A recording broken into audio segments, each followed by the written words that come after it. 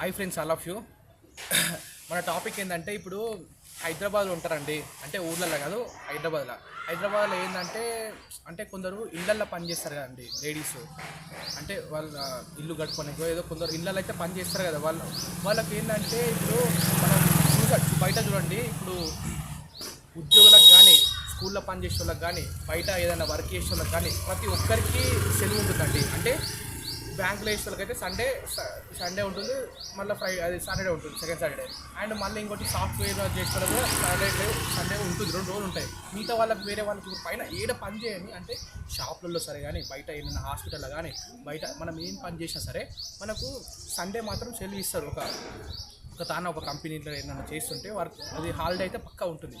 కానీ కొందరు లేడీ చాలామంది ఇళ్ళల్లో పనిచేస్తారు కదా హైదరాబాద్లో, వాళ్ళకు కూడా అంటే ప్రభుత్వం డిసిషన్ తీసుకోవాలి. ఏంటంటే ఇళ్ళల్లో పనిచేసే కూడా సండే ఒక రోజు హాలిడే ఉండాలి. ఏదో సండే కాకుండా సరే ఒక వీక్లో ఒక రోజు హాలిడే ఉండాలండి. ఎందుకంటే వాళ్ళు కూడా పని చేస్తారు కదండి, వాళ్ళు కూడా డైలీ చేస్తారు, వాళ్ళు కూడా పనే కదండి.